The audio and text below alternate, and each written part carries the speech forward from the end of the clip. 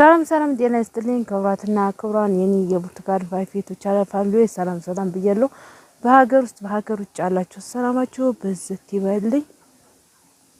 እንግዲህ ዛሬ ስለ እህታችን መግቢያ ላይ ስላያችኋት ስለሷ ነው ይዤላችሁ የመጣሁት ማለት ነው። ያው ሁላችሁም ድምጽ ልኮናት ይገባል ማለት ነው። እና አንዳንድ ጊዜ የበግ ድምጽ ይገባል። ያው በጎሽ ሚሚ እያሉ ስለሆነ ለድምጽ በጣም ይቅርታ ማለት ነው። መጀመሪያ እንደገና ደግሞ ለእህታችን ድምጽ ሆኗት ማለት እንግዲህ ጸሎት ማድረጉላ ለሌላ ኑር ሰቦ ማለት ነው። ሌላ ኑር ሰቦ ማለት እንግዲህ በነጮቹ 2023 ላይ ታስር ትፈታለች ተብሎ ብር ተሰባስቦላት ነበረ። ልትሰቀል የሞት ፍርድ ተፈርዶባት ተሷ ጋር ያሉ 4 ሰዎች ሞተዋል። የሚከፍልላቸው አጥተው የዛን ጊዜው ነው ተረሽነዋል ማለት ነው። እንግዲህ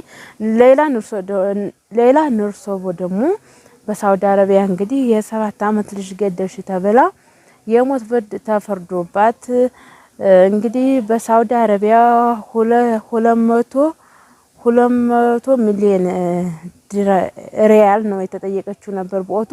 ያ ደግሞ ከኢትዮጵያ ሕዝብ ተሰባስቦ ተከፍሎላት ነበር እህታችን ማለት ነው። ነገር ግን እስካሁን ድረስ እህታችን ተስራ አልተፈታችም። እስካሁን ድረስ ዛሬ ነገ እየተባለ ብሩ እንኳን ተሰበሰበ 3 አመት ሆነው። ስለዚህ አሁን ላይ እሷ በመሞትና እንግዲህ በአፋፍ ላይ ደርሳለች፣ ሞት አፋፍ ላይ ደርሳለች ማለት ነው። እንግዲህ ጓደኛዋ እንዳለችው ማለት ነው ከሷ ወይንም ቢገሏት ይሻላል። አፏ በጣም አግጧል፣ አይኗ ወደ ውስጥ ገብቷል፣ ማህፀኗ ወደ ውጭ ወጥቷል፣ ተገልብጧል። እና ከሷ ወይንም ይግደሏት ወይንም ደግሞ የሆነ ነገር ያድርጓት ብላ እንግዲህ ኢትዮጵያ ዜጋ ናት ጓደኛዋ አብራ ያለችው ይሄ መልእክት ያስተላለፈችው እንግዲህ ለዚህ ለእህታችን ሁላችሁም ፎቶዋን እየለጠፋችሁ የሳውዲ አረቢያ እንግዲህ ቆንስላ ጽሕፈት ቤትም ሆነ የሚመለከተው በሳውዲ አረቢያ የሚገኝ ኤምባሲ ማለት ነው የሌላ ኑርሶቦን በአስቸኳይ የሆነ መፍትሄ እንዲሰጣት ሁላችሁም በፈጠራችሁ አምላክ ሙስሊሞችም በአላህ ይሆንባችሁ ክርስቲያኖችም በእግዚአብሔር ጸሎት እያረጋችሁ እና ከእስር ቤት ወጣ ወይንም ሐኪም እንደምታገኝ እና ያለችበት ሁኔታ በጣም ከባድና ጸሎት አድርጉላት። ደግሞ በቲክቶክም ያላችሁ ተሰሚ ትልልቅ ሚዲያም ያላችሁ እንግዲህ ፎቶዋን እየለጠፋችሁ ድምጽ ሆኗል። በእውነት በጣም ድምጽ ሆኗ። በጣም ነው የሚያሳዝነው። አያችሁ አባቷ አይነ ስውር ናቸው። የሷ አባት አይነ ስውር ናቸው። እና አይምሮዋ በጣም ነው የተነካው። ያው በብድር ተጠቅላ ጽዳቶች መተው አጸዳርተዋት ሄዷል። የሚያጸዱ ምንድነው የሚባለው በእነሱ ረሳሁትኝ። አጸዳርተዋት ነው የሄዱት። ያው ሁሉ ነገሯት ብሽሽትን ያለው እንግዲህ ከሷ መቆም አንድ ፊቱን የሞተ ይሻላል ያለችው ጓደኛዋ ኢትዮጵያዊ ዜጋ እሷ ላይ ምን አይነት ነው ያየችው? ምን አይታ እንዴት ቢሰማት ነው? እውነት በጣም ነው ያዘንኩት። እግዚአብሔርን እኔ ፊታችሁ ማልቀስ አልፈልግም፣ ግን እኔ በጣም ነው የተሰማኝ። እኔስ ብሆን ብዬ ነው የማስበውና በወቅቱ እናንተ ያማችሁን ሁላችሁም ብር ነጅታችኋል ማለት ነው። ያማችሁን ያው ተሳትፋችኋል።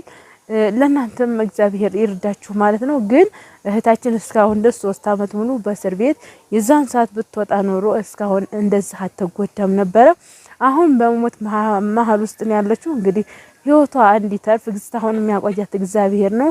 አሁንም ደግሞ እንደው ቤተሰቦቿ አይናቸውን እንዲያው እንደው እንድትወጣና የሆነ መላ እንድታይ ወደ ሐኪም ሆነ በሚሄደው ሐኪምም ሆነ በሚቻለው ሐሳክሞም ሁላችንም ያው ተዝቀደም የነጀትንን አለን። አሁንም ደግሞ እሷ ወጣ ታክማ ቤተሰቦቿ አይኗን እንዲያውት ያው ሁላችሁም ጸሎት አድርጉላት፣ በጸሎት አስቧት፣ በጸሎት እርዳት። ድምጽ ሆኗት፣ ሁላችሁም ለእህታችን ድምጽ ሆኗት ለእህታችን። በጣም ነው የሚያሳዝነው። እንግዲህ 3 አመት ብሎ ብር ተከፍሎ በኢትዮጵያ ብር 38 ሚሊዮን ነው የተሰባሰበው። እንግዲህ እሱ ደግሞ ወደ ሳውዲ አረቢያ ተቀይሮ ብሩ ገብቷል፣ ብሩ ተሰጥቷል ብለዋል። እሷ ለምን እስካሁን ድረስ እንደቆየች በምን እያመሃኙ እስካሁን ድረስ እንዳላቆዩት ፍትህ አላገኘችም። እንደገና ደግሞ የሚከታተልላት ሰው አላገኘችም። በቃ ይች እህታችን እስካሁን ድረስ የሚከታተልላት ሰው አላገኘችም። ሁሉንም ብሩ ተገባ በኋላ ማንም ሰው ዞር ብሎ ያያት የለም። የሆነ ውስጥ የታመቀ ነገር አለ። እግዚአብሔር ይፍታው። የታመቀውን ደግሞ እስካሁን ድረስ በምን ታመቁ እንዴት እንደቆየች እግዚአብሔር ይፍታው። ቤተሰብ እና እኔ በጣም ነው ያዘንኩት። እንደዚህ ውስጥ ወይ ይግደሏት እንግዲህ ወይ ይግደሏት ወይ የሆነ ነገር ያድርጓት ማለት አስባችሁታል? ለሰው ልጅ ሞትን የተመኘች ለእህቷ ሞትን የተመኘችላት ምን አይነት ህይወት ውስጥ ምን አይነት አሳዛኝ ውስጥ ብትኖር ነው? ምን አይነት አሳዛኝ ህይወት ውስጥ ብትኖር ነው? እውነት በስመ አብ ወወልድ ወመንፈስ ቅዱስ አሐዱ አምላክ። በጣም ያማል። እግዚአብሔርን ነው የምላችሁ ያማል። ብቻ እማምላክ ወላዲት አምላክ እሷ ትርዳት። ፈጣሪ ይሄን ጥቁር ሰማይ ጣሃውን ወስዶ ወደዚህ ዳመና እየቀየረው አምላክ እሱ ይርዳት እና ፈጣሪ እናንተም የደከማችሁበት ገደል እንዳይገባ ደክማችሁ ለእህታችን መፈታት አለባት፣ ሀገር መግባት አለባት፣ በብር ምክንያት መቅረት የለባትም ብላችሁ ስንት ነገር እየሆናችሁ የነጀታችሁ እህቶች እናንተ ጸሎት ይርዳትና ፈጣሪ ለቤተሰቦቿ ጋር ለመገናኘት ያብቃት። በጣም ነው የሚያሳዝነው። ማርያም በጣም አንጀቴን ይበላችሁ ማለት ምን ነው ባልተሰበሰበ ምን ነው ቤተሰቦቿ አንጓጉተው መጓጓት እኮ በጣም ያሳቅቃል።